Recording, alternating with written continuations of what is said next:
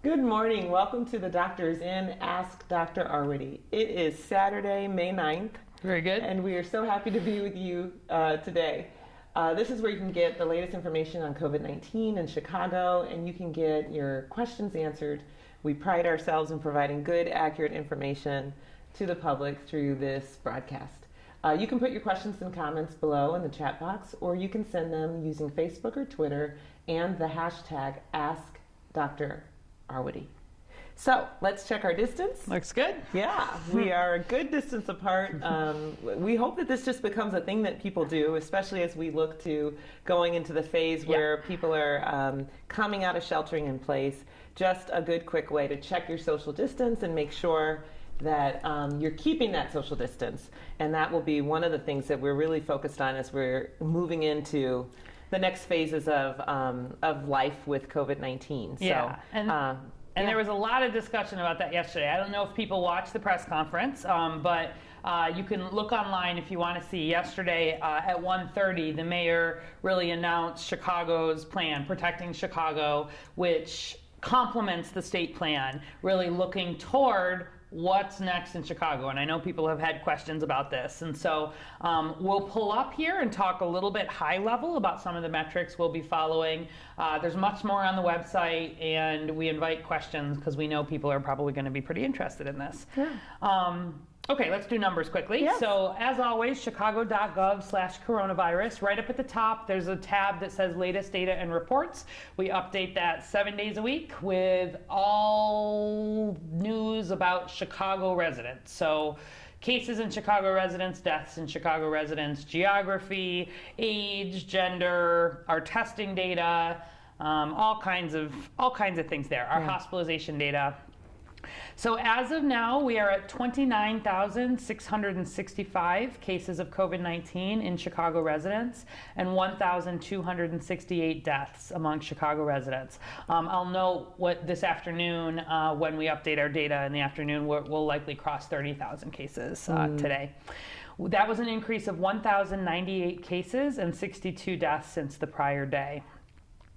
Our nearly 30,000 cases in Chicago are among pushing 75,000 in Illinois, and our pushing 1,300 deaths in Chicago are among about 3,200 plus in Illinois. The U.S. is about 1.3 million.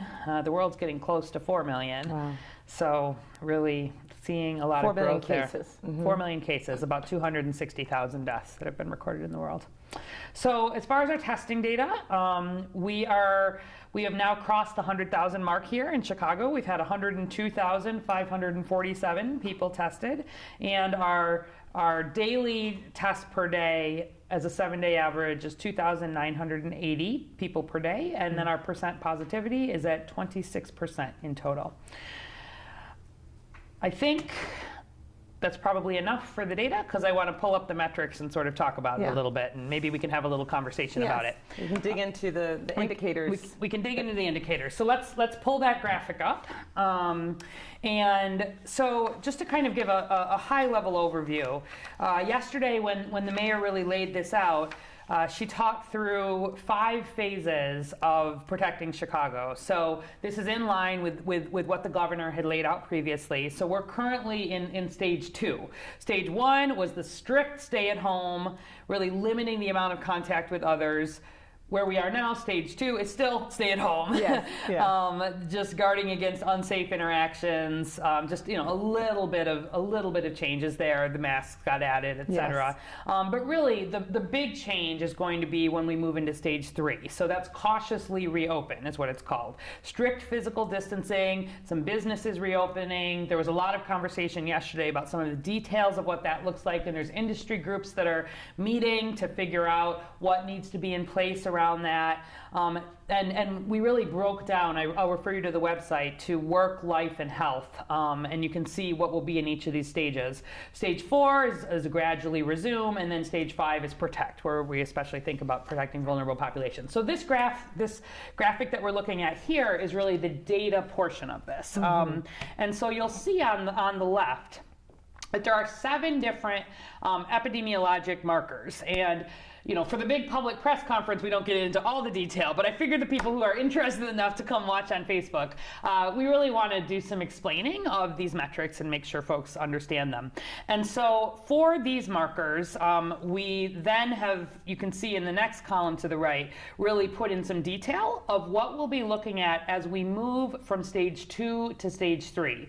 And you can see on where the blue bar is and sort of those orange stars, you can see when the orange star is further to the right, it means we are further along in terms of progress there. But all of these metrics are really not in conflict with anything that the state has in place, but more detailed for Chicago. And they really let us look at the big questions in different ways. And so if we look just high level, those first two at the top, the case rate, that is just fundamentally, we need to see a declining rate of new cases. And we talked about that a lot. So we're already flattening, but we need to see it coming back down. And we will base that on incidence, which just means new cases. That's the standard way. Or if we need to, on percent positivity. And that's how the state chose to define it, because as we're seeing a lot of testing go up, that can really impact it. So we want to make sure we adjust our cases as needed for testing, as we've discussed. But that's the biggest one. That's up top. You'll see we're still in a limited progress phase there because we're not on the way down. But then we will tie that together with the severe outcome rates. And we'll be looking at these together. You don't have to absolutely have hit every one of these 7 at the same moment to make a jump, but we need to be confident that in the big areas of monitoring cases, monitoring hospital capacity, monitoring testing capacity, and monitoring response capacity, that we're able to move ahead. And so the severe outcome... It kind of gives us a whole picture or a comprehensive picture of where we're at. Exactly. And this is a way of saying there's multiple ways to look at a different the same question from different angles. And so, for example, that next one, severe outcome rates, that one is much less affected by changes in testing because it gets at what have our hospitalization rates look like, or our ICU rates, or our death rates. We've had good testing really for months for people who have been hospitalized. And so there you can see the orange star is a little further ahead because we are starting to see some declines there, which is really good. We want to see those declines. All of this time here, what we do is we average over 14 days. So we look at a rolling average, and you want to really be sure that over 14 days you're seeing a decline. You're allowed to be down one day and up another day and down one day, but overall that rolling average needs to go down over 14 days. Then we've got hospital capacity here, and so you can see that's actually our star that we're furthest to the right on, because that's because our hospitals really surged quite a lot already to handle COVID patients. And we turn the more generic number from the state into a number that kind of makes sense for Chicago here. And so you can see that if we have more than 1,800 COVID patients, that would be a concern. Or if we have more than 600 COVID patients in ICU beds, that would be a concern. Or more than 450 COVID patients. You can go to the website, and under hospital capacity, you can see what the numbers look like. But generally, around the non-ICU hospital beds, we usually have around 1,100 to 1,200 over the last few days. Our ICU beds have been around 480, 500. You can see that's a little closer to the 600 cutoff. The ventilators, we've had more like just over 300 or so. So we're doing okay in all of those right now. And again, that's also about, we've always been focused on making sure that the health system doesn't get overwhelmed. Yes. And so that's the way that we're monitoring that. That is the way that we're monitoring it. And also this is about, again, this is really thinking moving from stage 2 to stage 3. So this is where we need to be recognizing it's not the middle of flu season, for example, right? They're like where we think about sort of where we are right now, this is what our hospitals can handle across all Chicago hospitals for COVID patients specifically, recognizing elective surgeries will open, there will be more beds used for other things. So we start getting close to this, it means we're getting probably into trouble as a system. All right, then our next two are about testing capacity. So you can see we set a goal here. The state really just said you should be able to test across a wide range of groups, and we agree. We should be able to test across a wide range of groups. But we wanted to set a goal here for monitoring. Again, you don't have to hit all 7 of these to necessarily be able to move, but we need to know we're making progress on testing. And so we went ahead and set a fairly ambitious goal that we're gonna really try to hit by the end of May if we can. We wanna be at a point where we can test at least 5% of Chicago residents per month. And if you work that out, testing 5% of Chicago residents per month means that we're doing 4,500 tests a day here in Chicago. So if you look back, I just told you our 7-day average is 2,980. So we're testing about 3,000 patients a day right now. So that would be growing by about 50%, really just over the next 3 weeks or so. We're going to try hard to get there. The federal government has been making more testing supplies available. Those all come through sort of the state, and then the state will be distributing. So there will be additional things there. We had someone from one of the federally qualified health centers here, Carmen Vergara, the other day, talking about that. There will be more building up, but we just need more testing. So we wanted to set a Chicago-specific goal there, and you can see we sort of put ourselves in the middle there in terms of progress. And then our percent positivity rate. So that, again, percent positivity is one of the quickest ways to understand how a neighborhood's doing, how a city's doing, how a particular area is doing. The state set just a broad percent positivity at 20%, basically, but also they said it couldn't, there was a little more detail in there. It was 20%, or you couldn't go up by 10% over a certain amount of time. But we wanted to be, again, a little more specific here because it helps us sort of in our response, drive resources where they're most needed and give advice to all of our testing partners. So as opposed to just saying 20% across the board, we divided this up into congregate and community settings. So you'll remember congregate settings, these are really, we're defining this as the ones where the health department is involved. So these are our long-term care facilities or the jails, shelters, situations where there's been an outbreak or a lot of cases associated with a place where people congregate. And so we often are doing a lot more universal testing in those sites and repeat testing, and we find a lot more cases. And so 30% is actually fairly optimistic to get there. We would really need to be doing a lot more testing in those sites, but we're trying to. So again, will we necessarily be at 30% by the end of May? We may not. That would not alone stop us from moving to the next phase, but it gives us one more piece that we're measuring. And then in the community, we really wanted to be, we want to be under 20% positive, really. Yes. We set less than 15% positive tests as our initial goal. I think down the line, we'll set an even stronger goal than that. But the way you get percent positivity is the number of tests that are positive divided by the full number of tests. And so your percent positivity can go down, which is what we want it to, either with that numerator, that top number, the number of cases going down, or the bottom number, the denominator, the number of cases you're doing going up. And so in our community settings, we really, will be giving guidance to the sites that this is where we want them aiming. And so if they're seeing higher percentages than that in their own population, that's a place that we'll want to sort of work with the state and others to get even more testing driven too. So it just lets us be a little more targeted, and of course the goal of all these, part of it is the goal to move ahead, but a lot of it is the goal to how to direct resources and how to really have our outbreak here in control. And then the syndromic surveillances, we showed this data last week, but this is where we follow our emergency department visits for influenza-like illness, COVID-like illness. It's the one that's on the bottom of the daily update every day for our daily data, which you can download from the website. And the good thing about this data is it's quite real time. We have it that same day. It doesn't require testing. It doesn't require any particular follow-up, but it lets you sort of, overall, it gives you insight actually into all of the other three. Number one, what's happening with cases. Number two, what's happening with hospital capacity. Number three, what's happening with testing capacity. So it can help sort of fill in all of those. And then the bottom, which is the response capacity, is case investigation and contact tracing. We talked a lot about that yesterday. So it's really just building up an expanded system. So you can see broadly, this is where we are. We'll probably, over the days to come, we'll dive into these in a little more detail. There will be a dashboard where you'll be able to track where we are. But we think as long as we are making progress on each of these areas, we'll be in a good place to be able to move into cautiously reopening. Okay.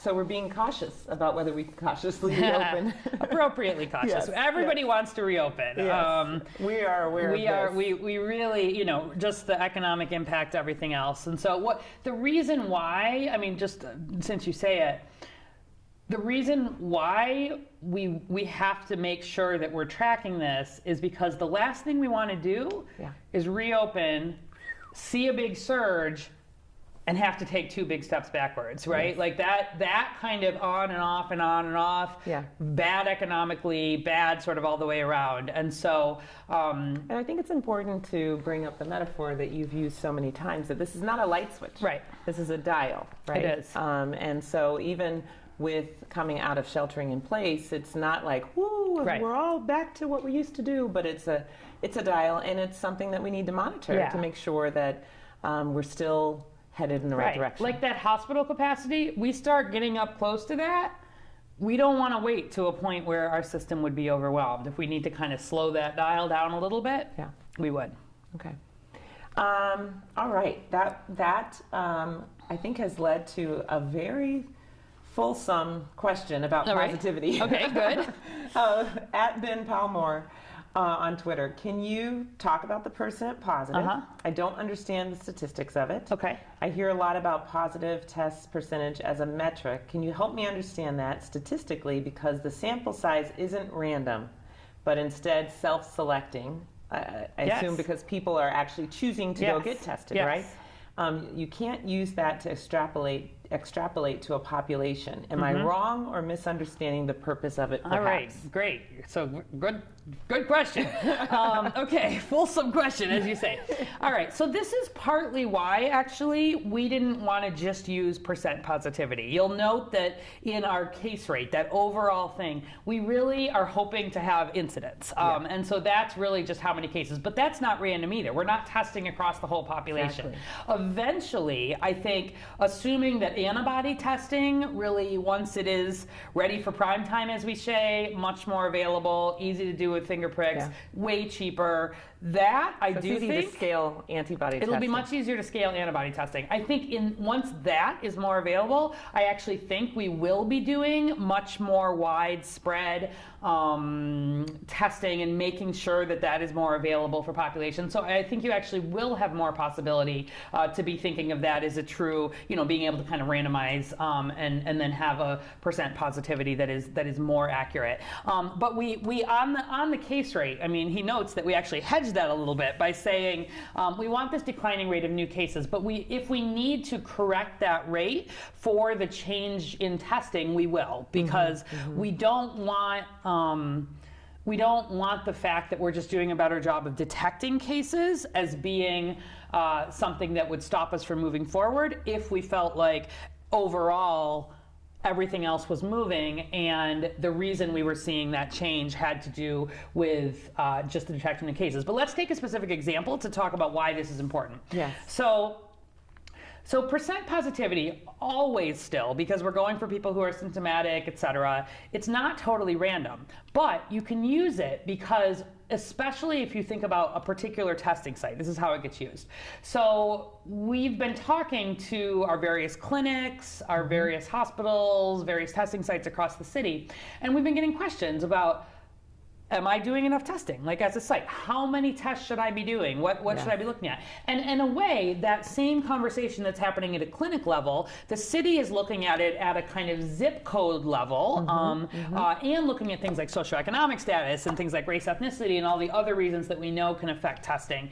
And then the state is looking at it at a statewide level. And where you have higher percent positivity, assuming you have relatively similar access to testing, obviously there you'd have some comparison, but it actually works pretty well, I think, as a crude number. So if you've got a clinic like Esperanza that was here the other day, they're well over 50% of the people they're testing are positive. That says to us and to that clinic, we need to be doing more testing in that setting, because yes, we're seeing this rate of increase in Latinx, but it's not just that, it's not just testing, because in the setting of the same amount of testing, we've been seeing some of those increases. Whereas we've got some clinics that, you know, are only having 5% of their population necessarily testing positive. And so those clinics are not really the places where we want to be driving as much testing. Like, we want to make sure everybody has access to testing, but assuming people are sort of going in place. And so in the same way, downstate, where a lot of those testing rates are lower, it's important to have enough testing in place, but where you really want to drive your testing is the places where you're seeing a higher percent positivity, because it lets you know that there are more cases and more need. It's kind of a way to balance out testing availability. So I hope that at least started getting at your question. You're right that there are a lot of, and that's also why we divided out the congregate and the community. So that's getting at, congregate setting is in no way random, right? Like, we literally are going in and, like, you know, it's like we're testing everybody. So that is actually, you can compare like one nursing home over time, and that's what we do. You can compare one shelter over time. So like in the homeless shelters, some of them where our very first, what's called a point prevalence study, where you go in and you test, some we found no COVID, some we found quite a lot of COVID. There was sort of a mix. You do your interventions, you move people, and then you go back and you do another point prevalence study, and you see that drop. That is a sign that you are getting on top of it in that congregate setting. But you actually have to do that, you know, in that setting, you actually are doing kind of true congregate setting. I mean, true. Within the setting, it's a population. It's a population, right. So it's a true point prevalence, and you can actually have a true positivity, recognizing different people may come in and out of the shelters. In the community setting, it's more random, but we wanted to set that lower rate anyway. And to be honest, this 15%, that's just our first crack at it. New York City has set actually a 15% positivity rate for the congregate setting, for the community settings, and they've had a lot more tests than we have, but they've also had more testing available. So that's partly why we chose that. But, you know, Washington, D.C. has set a 5% positivity goal, for example, and I think eventually that's where we'll want to be. But again, thinking about just that first step, that's why we went with the 30% and the 15%. All right. Great. Here's another question. Getting straight to the point of what you just shared. Richard Bloomfield from Facebook. Why declining? Why not just below a certain threshold? I think that's Does it say for which one? I'm assuming it's for the cases. Rate. Okay. Yeah. So if you look at this closely, so we want to see declining, because declining means that the outbreak itself is coming under control. So at the most fundamental level, this R naught, this reproductive number, which says on average how many people does one person with COVID spread to other people with COVID? Spread to other people, excuse me. If one person always spreads to one other person, you have a completely flat horizontal line, right? So you're flattening the curve, kind of in a theoretical way, is that every one person with COVID is spreading to one other person with COVID.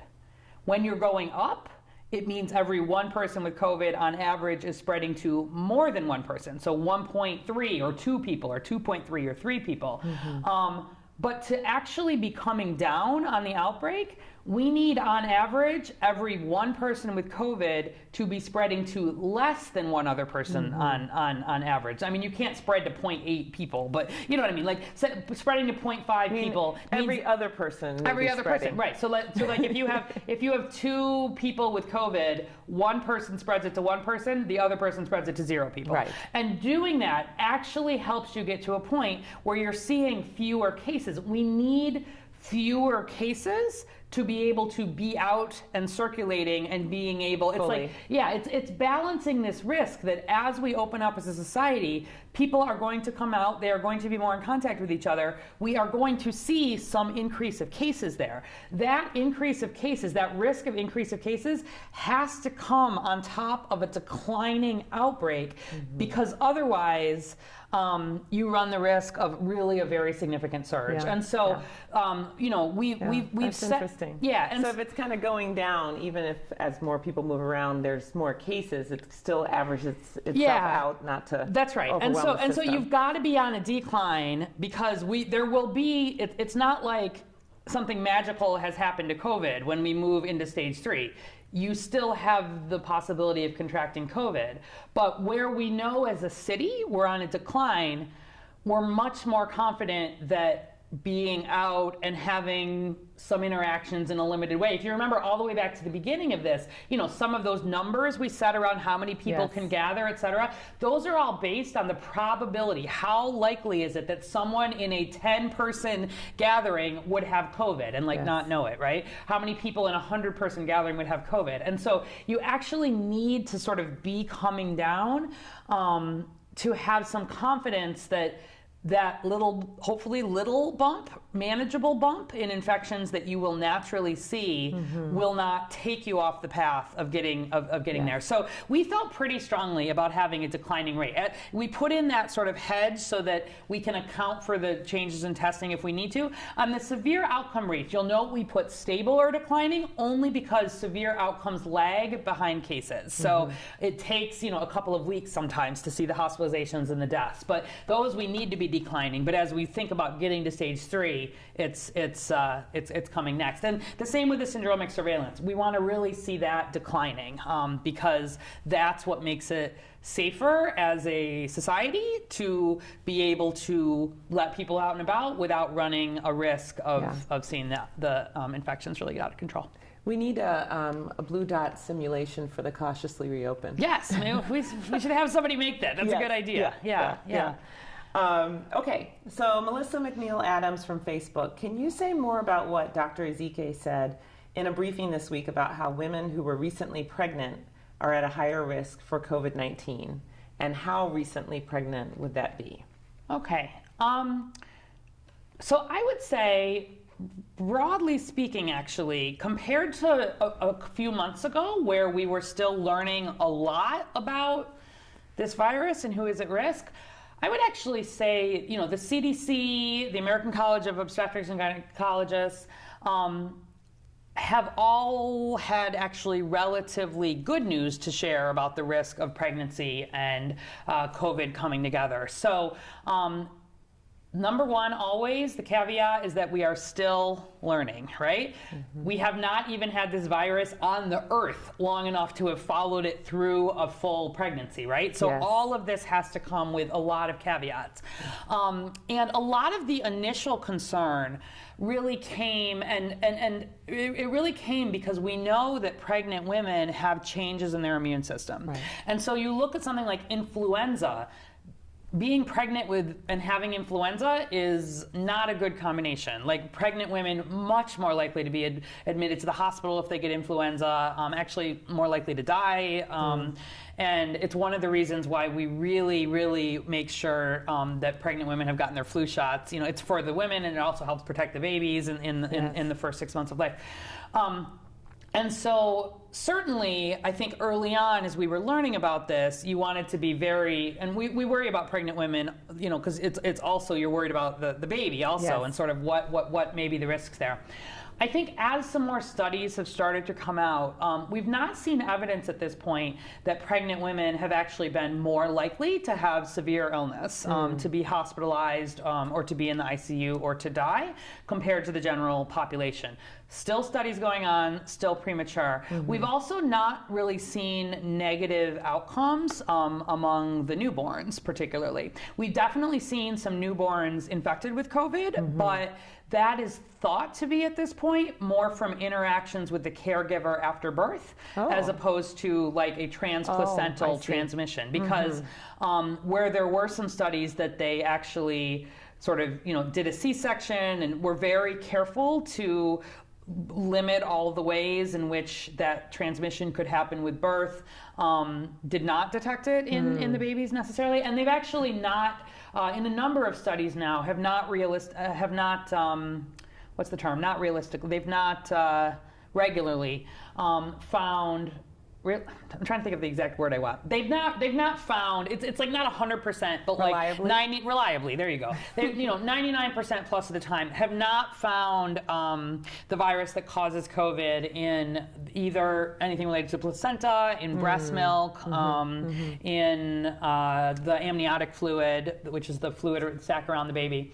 Oh, that's interesting. So it's likely that the transmission was through close contact. Was more likely through close contact. And so at the moment, still the recommendations are, for pregnant women to be extra cautious because we're still learning. But I think compared to, there was worry at the beginning that this might be like diabetes, right? Or some of the other underlying immune conditions. But this one, it sort of seems in the same way that this has not affected kids, as significantly. And where newborns have been infected, they've really not been ill for the most part. There was one study out of New York, I think I have the notes here. Yeah, they did this, because there was so much COVID in New York City, there was an opportunity to actually do some more of these population studies. So there was a small study, 215 pregnant women at 2 New York hospitals, and they were doing a lot of testing, and they found a lot of asymptomatic women testing positive. So they had 33 women out of the 215 pregnant women test positive. 29 of them didn't have symptoms at all. Wow. So still learning, but I would say I would not have major concern for someone who was recently pregnant. Anybody who's recently been pregnant, there are some more risks of blood clots. There's risks of some other things that can, if you also had COVID, could potentially sort of present themselves more. But I wouldn't think that recently being pregnant itself would make you at more risk for COVID. But please, if you've had a baby recently, stay-at-home order is in place, like extra sort of being careful with your baby. But I don't think we're anticipating long-term problems. And obviously, if we see more studies coming out, we'll let you know. Okay. Couple of questions in here.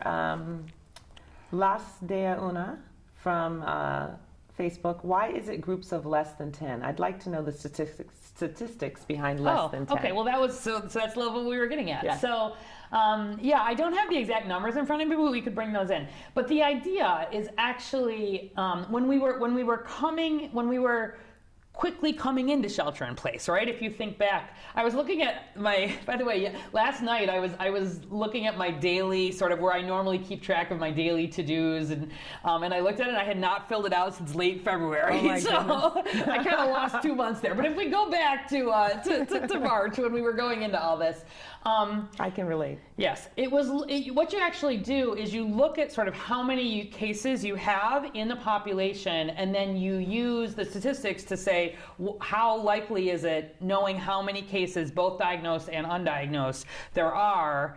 What's the likelihood that you would have someone in a group of 10? And I think we were using a 5% likelihood. I'll get the specific statistics because that's a good question, and we can look at it again because I haven't thought about the details of that in a couple of months. But that's really what it is. And then as you have fewer cases and you get further from that, you can have larger groups because your chance of having someone who is infectious, exactly, sort of falls even further. And so it's that simple. It's how much is there right now in your population, dividing that population up, and then taking some sort of acceptable amount of risk, 1% or 5%, and that's where it comes from. Right, and again, it gets back to the fact that this is spread mostly through close contact, and being in those groups. Right. It's assumed that there's close contact, and that creates an environment where... And that's where, still, as much as possible, even as we start to move, when we go to cautiously reopen and there are these gatherings, still as much as possible, we're going to want people trying to keep that distance, some expansion of bubble, like in terms of recognizing that,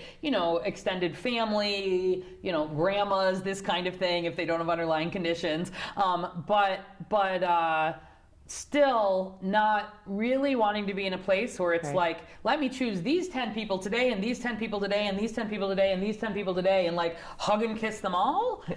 That's not really our goal. Our goal is to be cautious and get closer back to our normal interactions, but still not unnecessarily being in settings that would invite a lot of spread. And I think that's why it's important to highlight the fact that there are kind of 3 tracks work, Yes. life, Yes. and health, right? Exactly. And so in a workplace where there might be some coming out of sheltering in place, the workplace can set up an environment, Yeah. right, where people are spaced out, cubicles are spaced out, or where people who, you know, kind of work in the same group and don't mix with other groups, Right. to kind of regulate that a little bit within the work environment. In life, we have to regulate Yes. our social gatherings and all of that. And so I think there's a big difference there, right? Absolutely, and I think that's part of why, actually, if you look at the framework from yesterday, that less than 10 persons, it's specific for non-business social gatherings. Yes. So if you can set up ways in which, you know, especially sort of in a workplace, you can have some safety there. But still, this doesn't mean big church services. It doesn't mean big funerals. Still, it doesn't mean huge family reunions.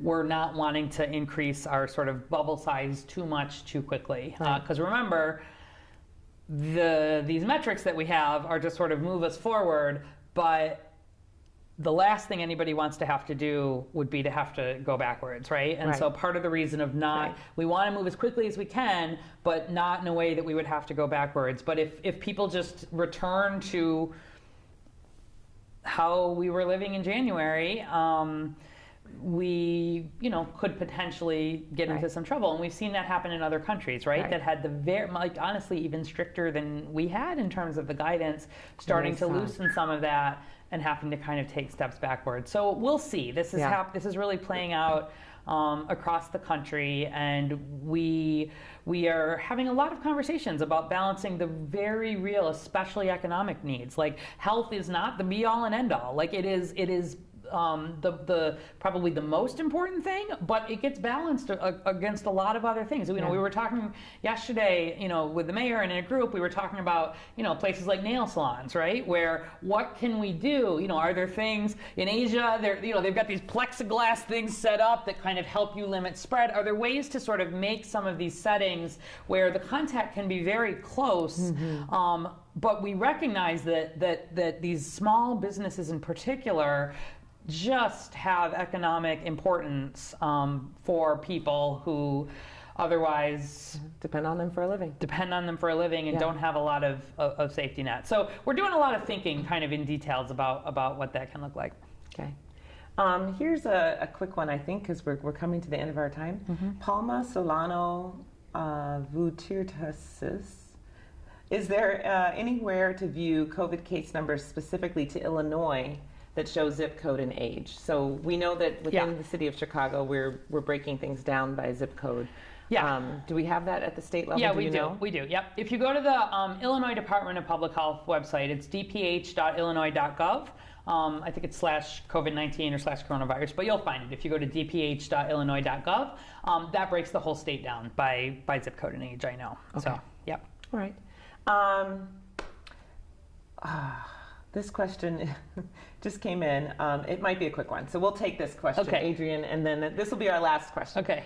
Adrian Heigl, are there industries in Chicago that are showing a higher rate of infection that should be temporarily closed to bring the rate of infection down? For example, have you seen high rates in construction, and a temporary suspension would help to bring the case rate or rate of infection down? So are there any industries that if there were less movement of the people who work in those industries, we would kind of impact some of these metrics that we're following closely? Yeah, it's a really great question. Broadly, no, at least not that we know of, right? So some of this gets into, as we're doing more and more of these case investigations and this contact tracing that we're learning about, understanding some of these patterns a little bit better of work, but also we've been working with the workplaces that have had outbreaks by and large, right? Especially ones if they've been significant. And there are certainly individual spaces that sort of need attention. And actually just yesterday we were on the phone with it's called NIOSH. It's the National Institute for Occupational Safety and Health. It's associated with CDC. And really getting some technical help from them and some guidance around where we're seeing some outbreaks kind of associated with a particular industry or a particular kind of workplace. You know, the health department is very used to doing investigations in healthcare settings settings, or in restaurants, for example. Yes. But some of these other settings are not our usual space always for doing outbreak investigations, and so we were getting some sort of national level, and they were very interested in our questions and wanting to help. So I think that was great. Maybe we'll even get some people on the ground here. But no, if we identified.